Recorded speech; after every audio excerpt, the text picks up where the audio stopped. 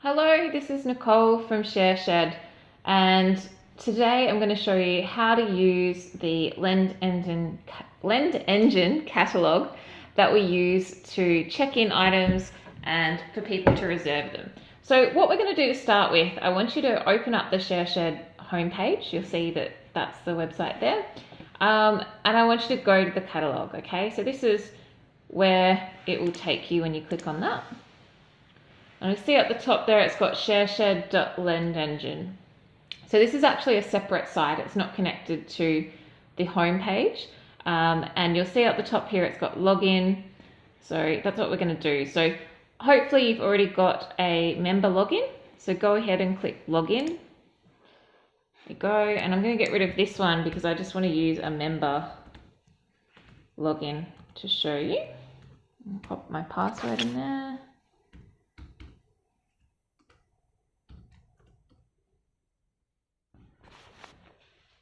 Okay.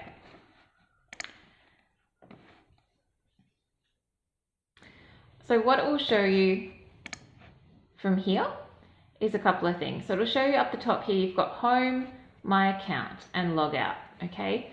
So you might be thinking, where is all the stuff? That's fine.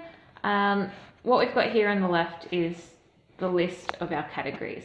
So let's just go to all items and see what's in there. Cool. All right.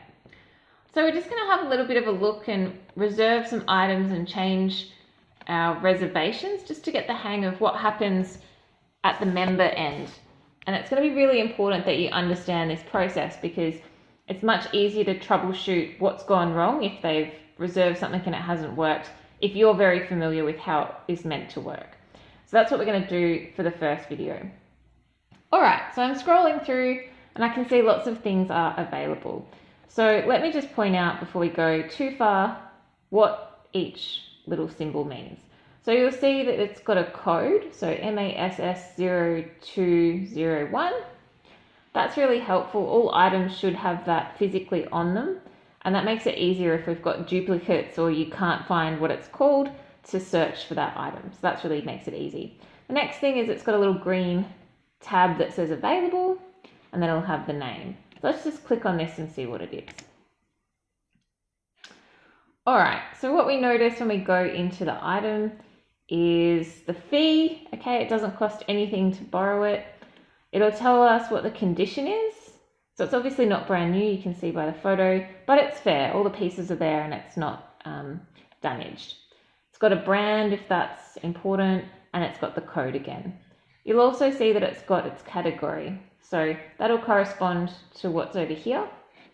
But more importantly, there can be more than one. So this might have also gone in, I don't know, party and event supplies perhaps. So if there's more than one category, it just means that it appears more than once in here. The next thing you can see is its description and also what it contains down the bottom here. You've got the borrow reserve button. We'll come back to that soon.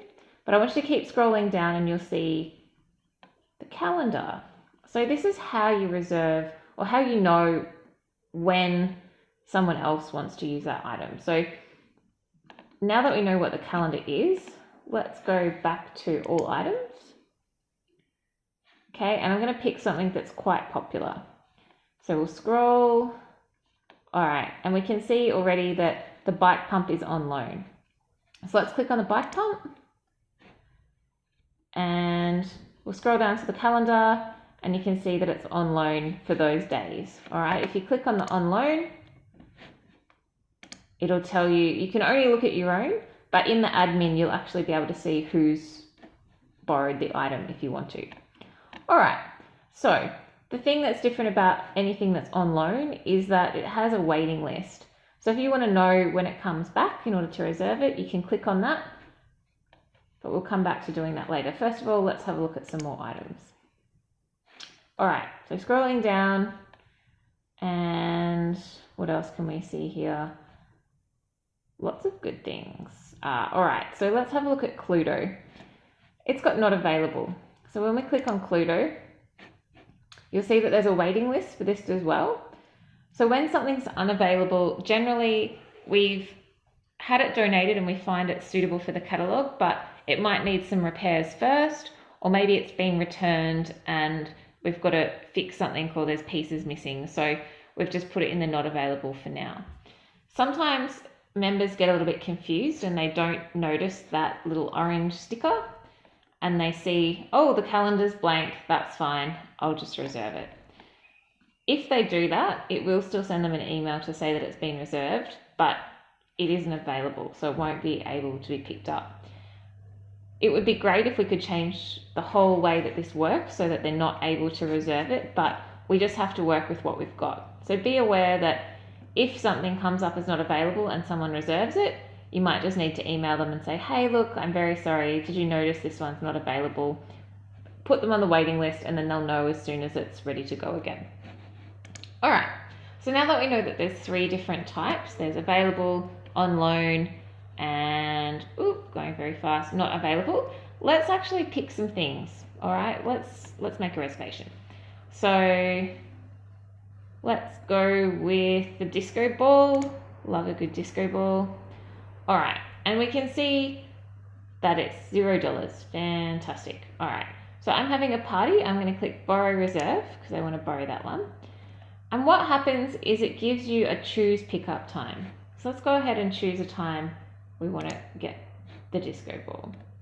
My party is next month, so I'm going to go February.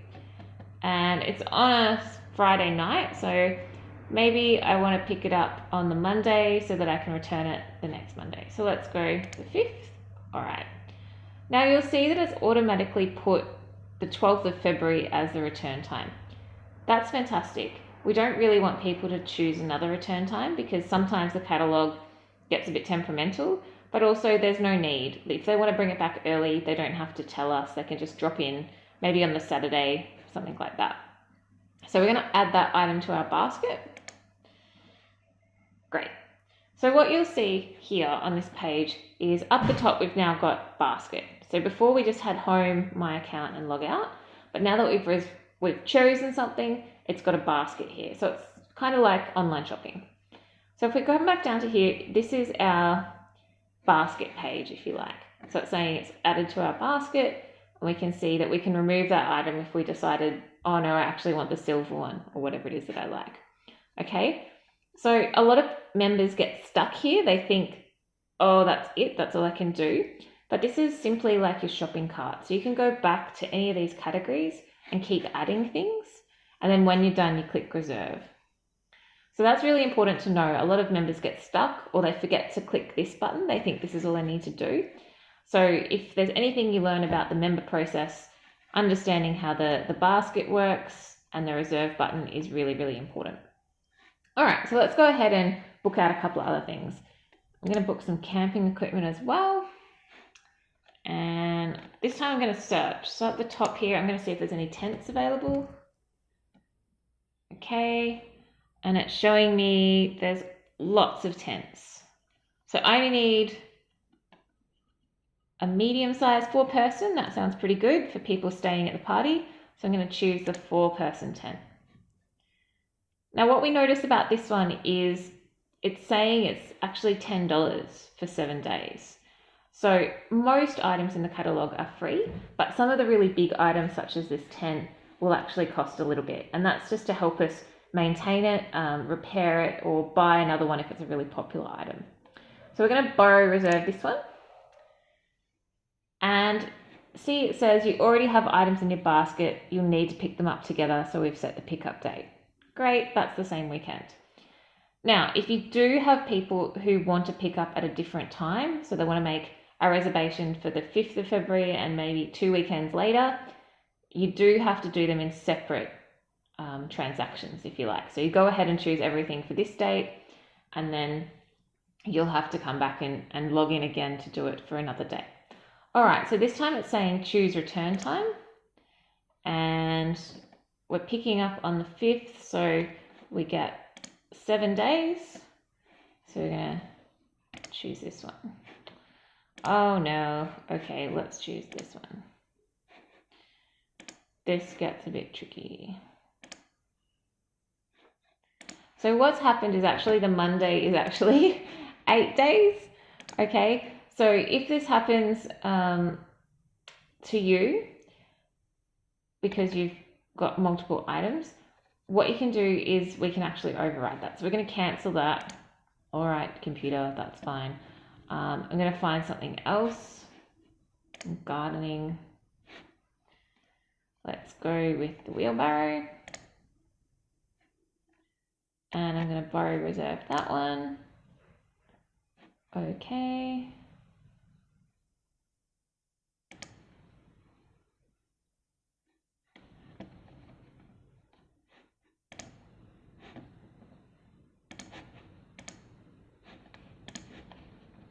Okay, so it's not allowing me to do that. That's annoying. I'm just going to pause the recording for a second, change things around, and I'll be back. Okay, so we're back having fixed the problem, which I will look into later, but suffice to say it can be worked around. Okay, so what I want to show you is once we've added a second item to our basket, and what I've got here in the meantime while you're away is I've added a tent and I've added a hedge trimmer. So we can see here that they both pick up on the 20th, but this one, just because of the system that was playing up, I've only reserved it for 6 days, and this one is for 7 days. So because the tent is $10 to borrow, you'll see that it's asking me to add an available balance so that I can borrow that item. So the way that that works, it looks like this. So let's add some credit. And you go, yep. So it'll actually give you an option. If you would like to add $50 to your account, that means every time you log on and borrow something that needs money, it'll just take it out of that $50. You don't have to keep adding money every time. But for this moment, we're probably not going to borrow anything else that requires money for a while. So I'm happy for it to stay at $10. So let's add some credit. And then it'll ask for your card number, and it can only be done by a credit card. And once you've entered that, you click the pay $10 button. So that happens, and then once that's gone through, I'm just going to get out of here, go back. Once that's happened, it will say that the balance is available and you'll be able to click reserve. So that's the easy part. It'll send them a receipt as well. But because we're not going to put money in today, I'm just going to remove the tent. Cool. And so now I've only got one item in my basket. All right. So before I go ahead and click reserve, I think I might want to edit what I've done. Oh, I picked the wrong weekend. Okay. So I'm going to click on hedge trimmer again. And this time, no, sorry, I'm going to leave it there. Okay, I'm going back to my basket. So let's say I haven't realized yet. That's fine. If I have realized, oh no, I need a different time, you can simply remove it and go in and do the same thing with the calendar again. But let's say that I haven't noticed yet, so we'll click reserve. Great. We'll send you an email confirmation. So this is the page that everybody needs to get to in order to know that their reservation has gone through successfully. But what I've now realized is, oh no, I've got the wrong date. What am I going to do? But I don't want to cancel my reservation. I just want to change it. So what I'm going to do is go up to the top here, my account. And this is really cool. It'll show you your history and payments and profiles and things like this. So I'm going to look at my loans. And it'll show me that I've cancelled a couple already. So this is the one that I need to change. I'm going to go into the hedge trimmer and I'm going to cancel that reservation. Or maybe I'll go in here and simply change the dates. All right, so I can click on my booking. Oh, it's going to take me back to there.